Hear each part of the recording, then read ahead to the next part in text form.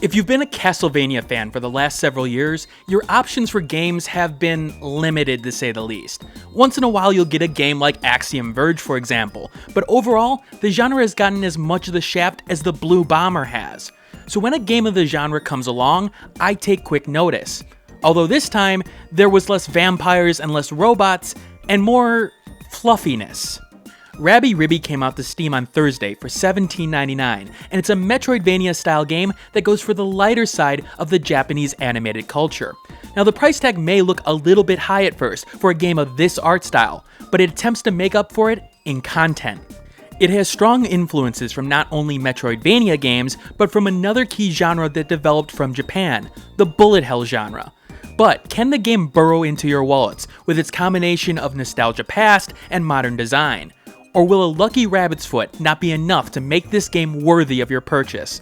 Let's find out. The game's story has you, Erina, being turned from a four-legged furry rabbit into a bunny girl. Because, well, bunny girls. The game's events unfold as you attempt to find your master and your friend Miru along the way.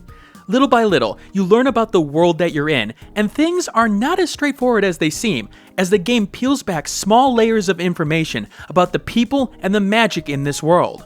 You eventually run into Ribbon, a fairy who's running away from the forest, and team up with her to find your master and figure out what the heck is going on. Now the game's world and characters are friendly enough, but the game's main conflict is caused by this mysterious bunny cloud that makes people obsessed with bunnies. Yes, a nimbus formation is why people want to kill ya. This hopefully has a payoff in the end of the story, because it sort of gets to a point where it's almost a running joke, a joke that the game knows that it's willingly making. Characters will find mysterious ways to leave after a conflict that was caused by them comes to an end, and they leave despite the fact that they probably should do a little bit more apologizing after trying to bash your brains in. The characters all have their own unique personalities, and it hits some of the tropes that you would expect of a game coming from Japan. But surprisingly, it also does a good job of mixing up the formula as well. It's complemented by some great artwork that brings life to the characters when cutscenes occur. One thing though in the writing that seemed consistent, characters always seemed to have a secret they were hiding, and would only give it to you when you got to know them better. Nevertheless, the game is extremely lighthearted, with little elements of struggle hidden underneath. But honestly, it's more going for the awws in the end. The game relies on its cute and Weebo factor a lot, and for some, the dialogue will hit legendary amounts of cringeworthiness. I didn't find it to be a problem in general, but once in a while even I sat there cringing at what levels the writing was willing to go. Now it does the job, and the basic writing is intriguing enough to leave you wanting more. Just don't expect Shakespeare from it. Alright, enough about the cute bunny girls in clothing that's probably a detriment to the situation at hand. Let's get to the meat of the game, its gameplay. Take elements from bullet hells like Toho, and mix it with the combat of Castlevania, and that's Rabi-Ribi for ya. It's a unique combination of ranged and melee combat, as Erina and Ribbon fight hordes of ravenous bunny fans and dreaded kitty cats. Yes, the kitties are out to get you. They are always out to get you. Weapon-wise, your trusty Pico Hammer is great for melee combat, and there's a plethora of skills and combos that you'll get to add to its effectiveness. The combo system grows as you get more used to the game in question, and you'll be able to link hit after hit after hit to do a significant amount of damage by the time you're done. However, hitting everything with a hammer won't solve every conflict, sadly. Enter Ribbon, who provides the ranged arsenal in the game. Her weapons provide the complement to the hammer, but it's also where the variety of combat options come into play. Her yellow laser, for example, does a good job at consistently damaging the enemy, while her green missiles can actually heal her and Erina. You can also charge the weapon to get more punch out of it, and you can easily switch between them in the heat of battle. Watch out though. You can't go all out in terms of attacking, as you're limited through the stamina bar of Erina and the magic bar of Ribbon. At times, it's necessary to only attack with one character, while the other one recovers, so that you can get the most oomph out of the next combo. Now I like this design decision a lot, as it caused me to be more tactical within the contested fights. It forced me to use my abilities wisely rather than just flailing wildly with my weapon, and plays extremely well for tactical-minded players. In addition to those meters, you do have a special meter for Melody that builds with hitting and killing enemies. When used, it can unleash a specific power when called, whether it be unleashing huge lasers or sending out a healing wave, which may be one of the most useful powers in the game in the end. In terms of controls, it's perfect for the controller, but keyboard players won't find problems here either. The controls are implemented smartly, as it's in that sweet spot of giving you enough movement speed to be able to dodge things if you see them coming, without being overly forgiving. Everything here is wisely implemented, and I really can't think of any improvements for it. There's good enemy variety here in the big picture as well. However, in terms of the difficulty for non-boss sections of the game starts off rather slow, even on the higher difficulties, as I found the prelude in Chapter 1 to be rather easy. Now don't let that fool you, however, because it picks up later on and gives you more of a challenge to deal with appropriate to each difficulty level. In fact, as you get more and more from the game in terms of abilities and skills, the gameplay picks up reasonably, to the point where it's rather enjoyable. I wasn't exaggerating when I said it was a mix-up of bullet hell and Metroidvania. You'll need to jump and jive at certain points, focusing on finding the right time to attack while not taking too much damage. As for me, I definitely like the game at a harder difficulty, and would recommend those veterans of Metroidvania games to start on novice or even hard, but there's a good selection of difficulties for every type of player out there.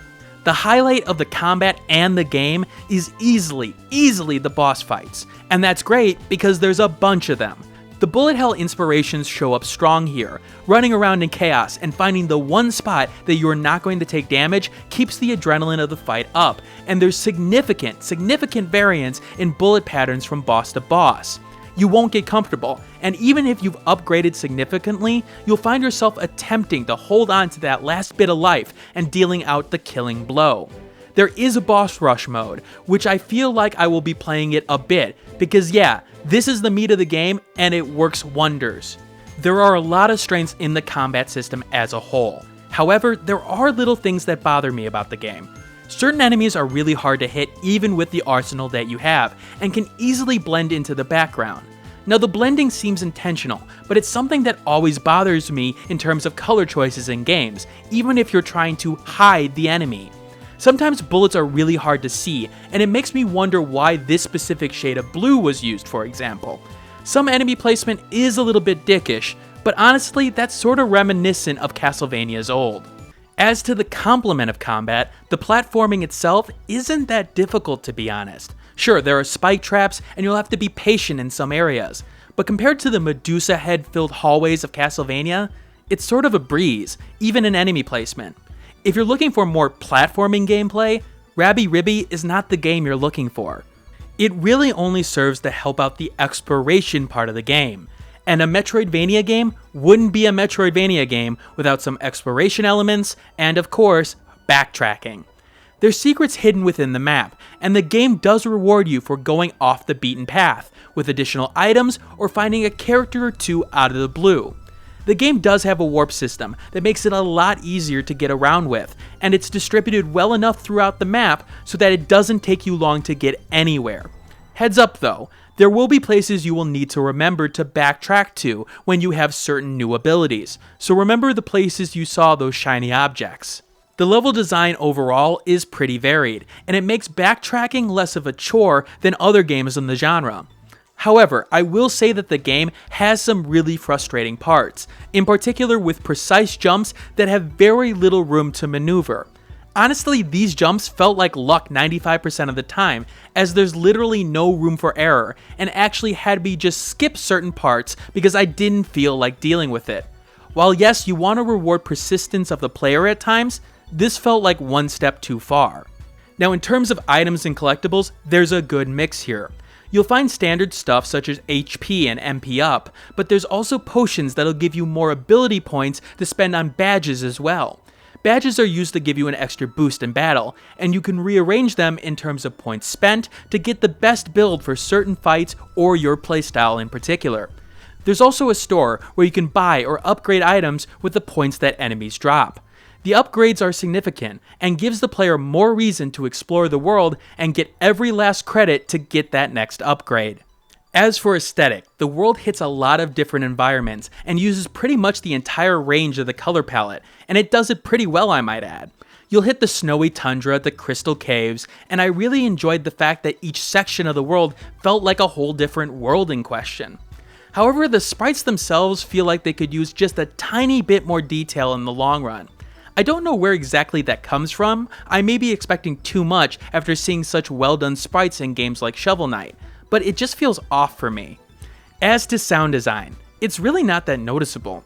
Sure, you hear little portions of hits and lasers here and there, but when turning them off, it really doesn't affect gameplay too much. In contrast, the music does wonders for the game. It does a good job at setting the themes of self-discovery and exploration that the game has going for it, and it was rather pleasant to listen to.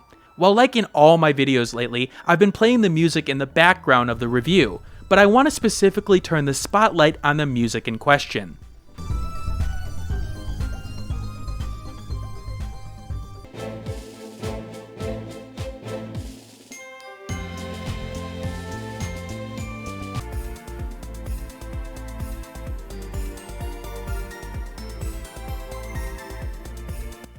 It has been a long while since I've had a Metroidvania experience, and Rabi-Ribi did a great job in filling that hole. Those fans of the GBA Castlevania games will find themselves with an experience that will take them back to that golden era of gaming. Yes, it's not as in-depth as some of those games in terms of combat, but frankly, it remixes that combat well, thanks to the bullet mechanics that the game puts an emphasis on. The content is here with the additional modes such as the boss rush and speedrun modes, but there's plenty of items to find out there as well. It gets a strong recommendation from me for those Metroidvania fans out there. Alright, this is Dragnix signing out. I hope you got an idea of what Rabi-Ribi has to offer. If you have any questions for me, leave them in the comments section below and I'll do my best to answer them at this point. If you like this video, hit that like button and share it with a friend, and I'll put the Steam review in the description below. You can like that as well. Alright, thanks for watching, and I'll see you next week. Hey everybody, thanks for watching. If you want to see more content like this, hit that subscribe button in the middle of the screen. The last video I did will be in the top left, and a related video to this will be in the top right. I do have a Twitter handle at the bottom left, and a Facebook page at the bottom right. And of course, you can always subscribe to the Google Plus portion. Anyway, thanks for watching, and keep on gaming.